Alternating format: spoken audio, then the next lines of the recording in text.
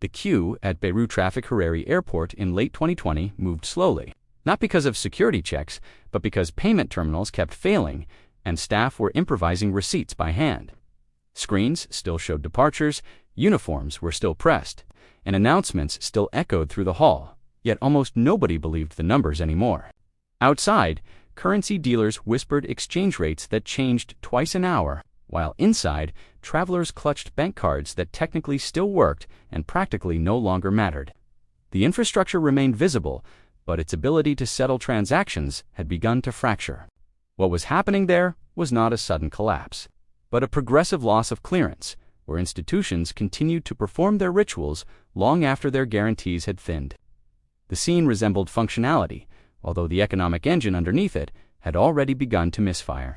A similar atmosphere appeared in Athens in 2015, when ATM lines stretched around blocks even though banks were still open and staff still showed up for work. Greece had not disappeared, yet access to personal balances had quietly shifted from legal entitlement to rationed privilege. Across decades and regions, systemic stress often announces itself this way, through friction rather than fireworks. Money remains visible, contracts remain printed, and apps still load, while the settlement layer that makes them meaningful grows unreliable. Today, much of the developed world is surrounded by high-resolution financial dashboards, real-time account updates, and biometric identity systems that project stability through precision. However, accuracy in display does not guarantee resilience in execution. Under conditions of fiscal strain, capital flight, and administrative overload, the same digital tools that once simplified life begin to harden into control surfaces. The system does not collapse outward first, it compresses inward.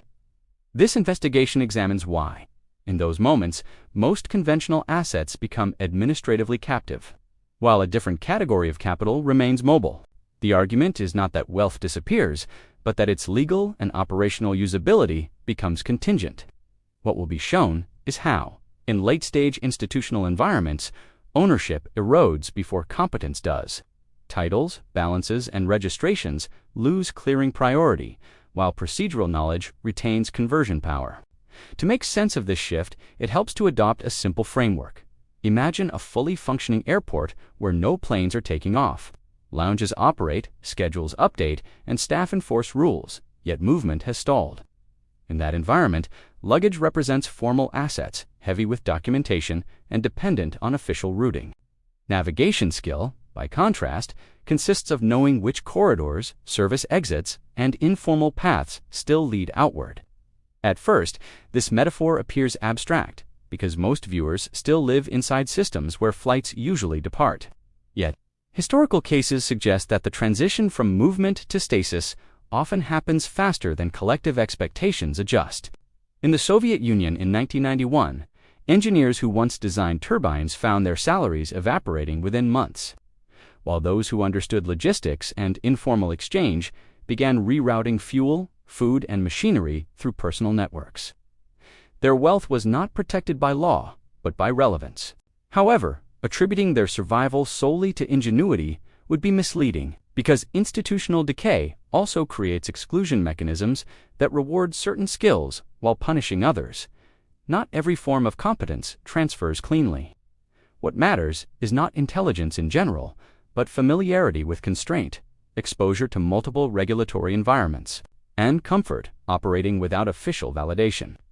These traits are rarely cultivated inside stable bureaucracies. This channel approaches such patterns as financial forensics, studying past system failures to understand what survives. The purpose is not to forecast collapse, but to analyze how power, access, and utility reorganize under stress. In the sections that follow, the focus will move from visible assets to invisible operating systems, from registered property to cognitive infrastructure. The goal is to trace how legibility becomes leverage and how adaptability becomes currency. For now, the airport remains open, the screens remain lit, and most passengers remain seated. The question is not whether the building will stand, but who will still know how to move when departures stop clearing. During the early stages of systemic strain, authorities rarely announce confiscation because overt seizure undermines confidence before alternatives are in place. Instead, they begin by expanding visibility. Every modern financial system rests on a layered mapping architecture that links identity records to payment rails, tax files, compliance databases, and asset registries. Once those layers converge, economic life becomes legible in near-total detail. At first, this legibility appears benign, even beneficial, because it reduces fraud, simplifies reporting, and accelerates transactions. Convenience masks the emergence of dependency. In Cyprus in 2013, depositors discovered this dependency when banks were recapitalized through forced account haircuts. No vaults were raided, and no warrants were issued. Balances were simply rewritten inside a system that already knew precisely where every euro sat. Something similar unfolded in India in 2016, when high-denomination banknotes were invalidated overnight. Currency itself did not disappear, but usability became conditional on registration, verification, and administrative processing. Yet describing these episodes as policy mistakes misses the structural logic behind them.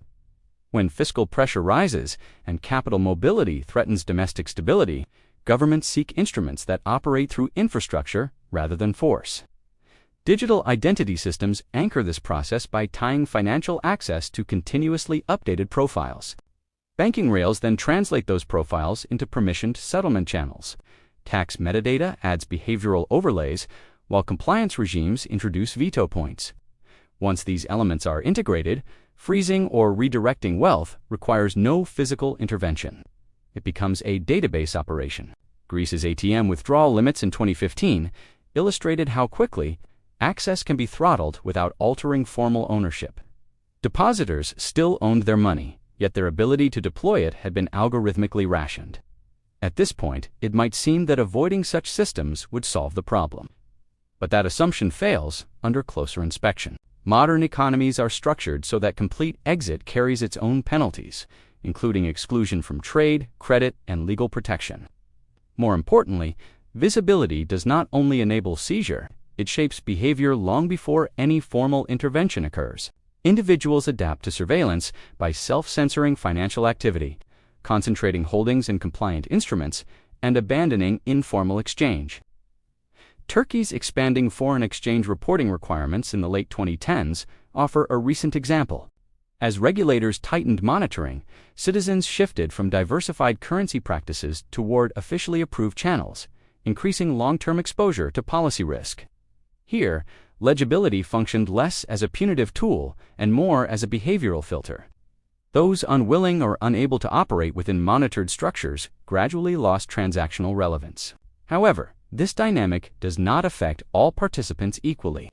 Certain operators learn to navigate between mapped and unmapped zones, translating value across regulatory boundaries without fully disappearing from either. In Argentina's long-running dual exchange rate system, so-called Queveros developed precisely this capacity by arbitraging between official and parallel markets. They maintained liquidity under chronic controls, not through concealment alone, but through regulatory literacy. Their advantage did not come from secrecy, which is fragile, but from procedural fluency. They understood which forms, intermediaries, and timing windows could still clear transactions. This distinction matters because pure invisibility rarely scales. Completely opaque systems tend to attract enforcement attention, while semi-legible arrangements often persist through negotiated tolerance. At this stage, a subtle inversion appears. The more comprehensively an individual is mapped, the more icily their assets can be redirected. Conversely, partial legibility combined with operational competence creates maneuvering space. Still, this space is unstable. Regulatory regimes evolve, loopholes close, and tolerated practices become criminalized. Survivability depends on continuous adjustment, not static positioning. Many participants fail here, not because they lack intelligence, but because they misinterpret compliance as safety. Registration feels like protection, until protection becomes conditional.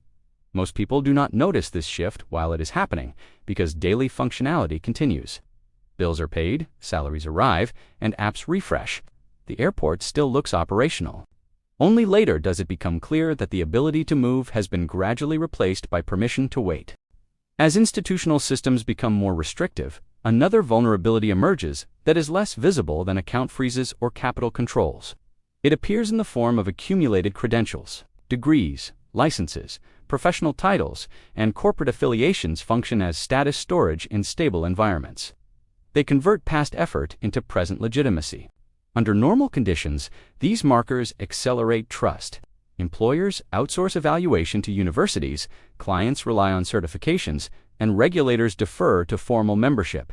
However, when fiscal stress erodes institutional credibility, credential networks begin to fragment. The organizations that once guaranteed recognition lose funding, authority, or international standing. Lebanon, after 2020, offers a clear illustration. Bankers, lawyers, and consultants retained their titles.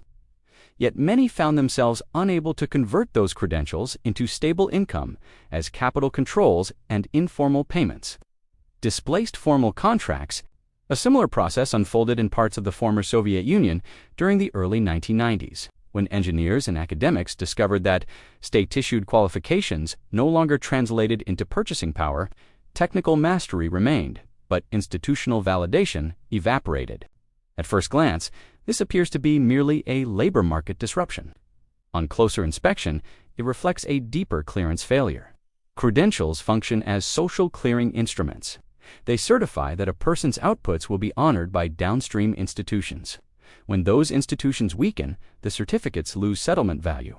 Yet, many individuals respond to this erosion by doubling down. They accumulate additional degrees, pursue further licensing, and cling more tightly to organizational hierarchies. This behavior can be described as credential hoarding in a burning archive. People continue storing symbolic capital in structures that are already deteriorating. Part of the reason is psychological. Identity becomes intertwined with institutional recognition, making detachment feel like personal dissolution rather than strategic adjustment. Still, attributing this entirely to emotion would oversimplify the incentives involved. Leaving formal systems often entails immediate income loss, legal ambiguity, and reputational damage. The risk is asymmetric. Remaining inside decaying structures produces slow erosion, while exiting produces sharp, short-term shocks.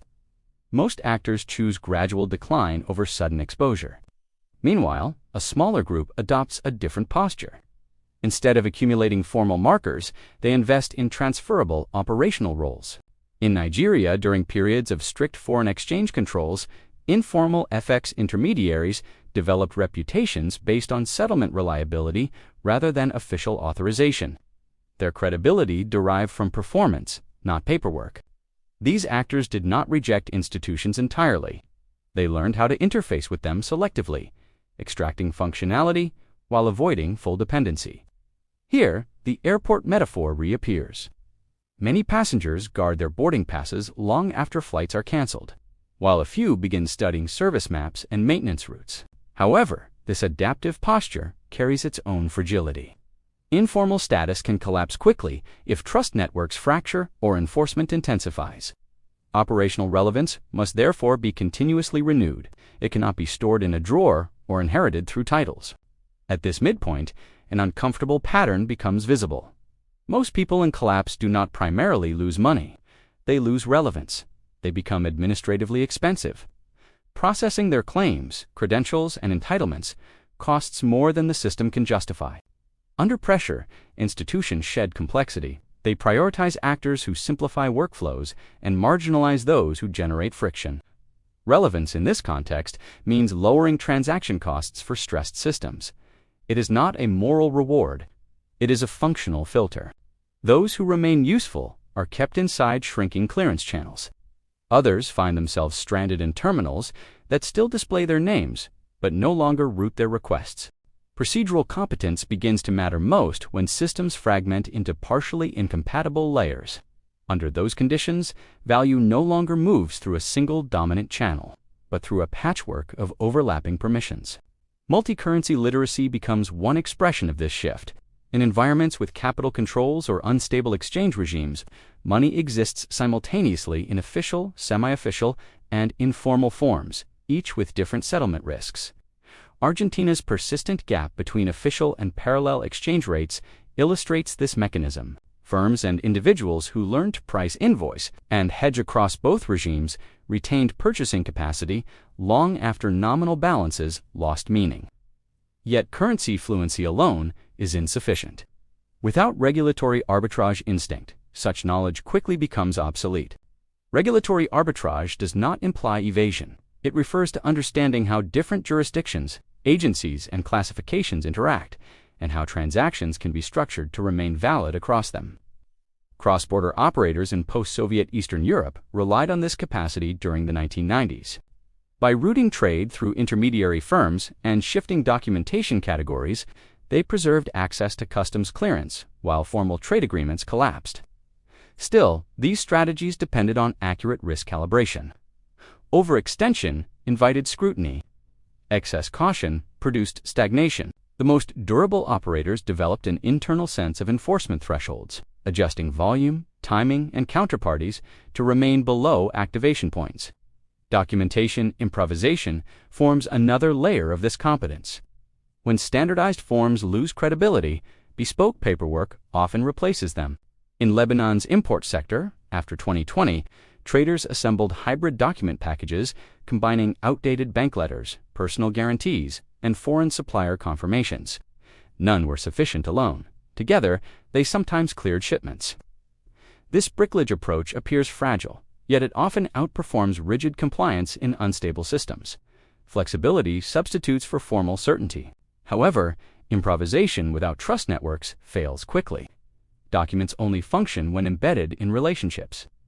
Networked trust is therefore not a social accessory, but a settlement mechanism. It allows transactions to clear in the absence of enforceable contracts. Nigerian FX middlemen maintained this trust by honoring small deals consistently before scaling. Reliability, not scale, anchored their position. At this point, it may be tempting to view these actors as exceptionally resourceful individuals. That interpretation misses the structural dimension. Their advantage emerges from repeated exposure to constraint. Continuous interaction with bottlenecks trains pattern recognition that cannot be taught abstractly.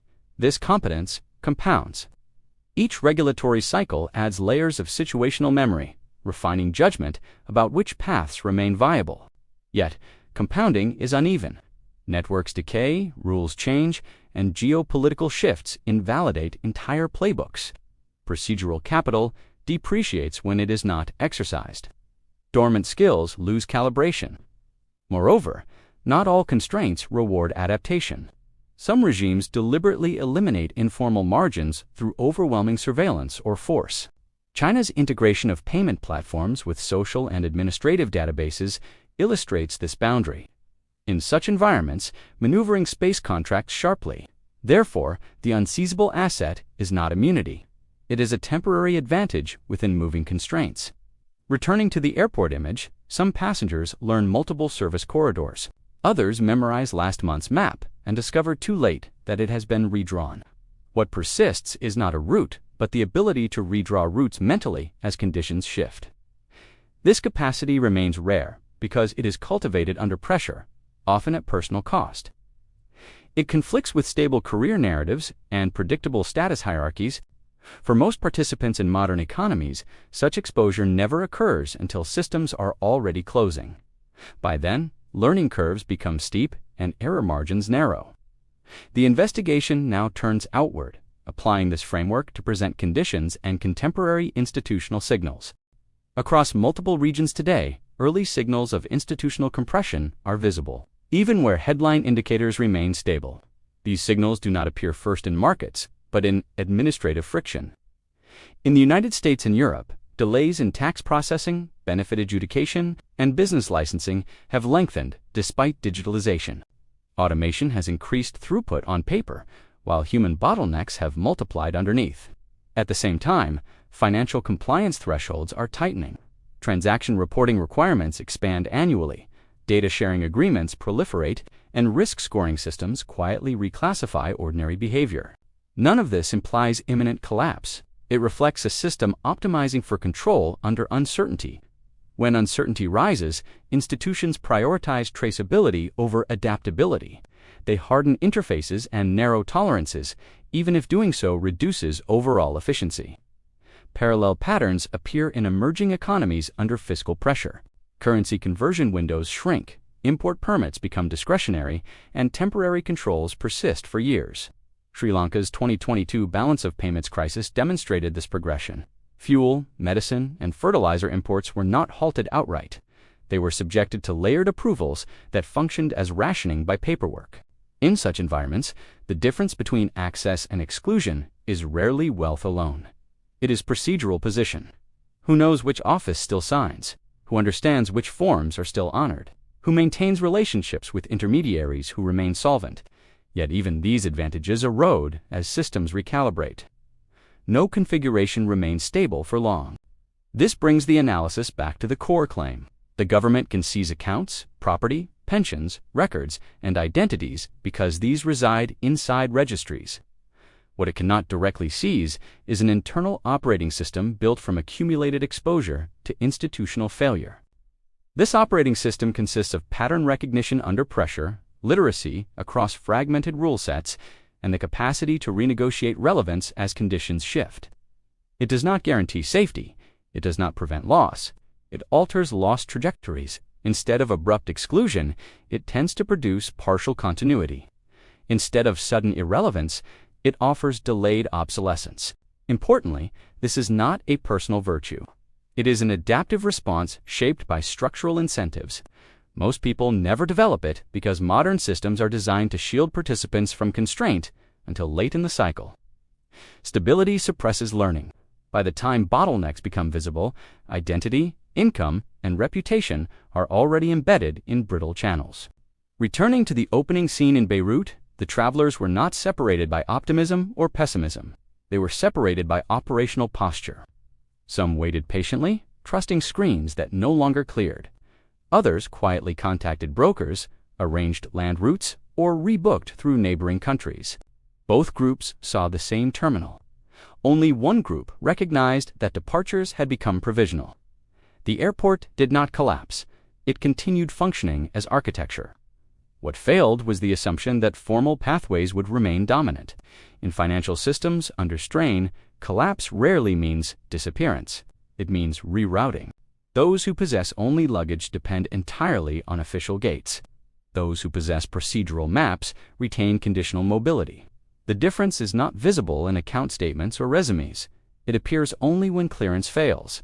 By the time it becomes obvious, it is usually too late to acquire. The unseizable asset is not something stored.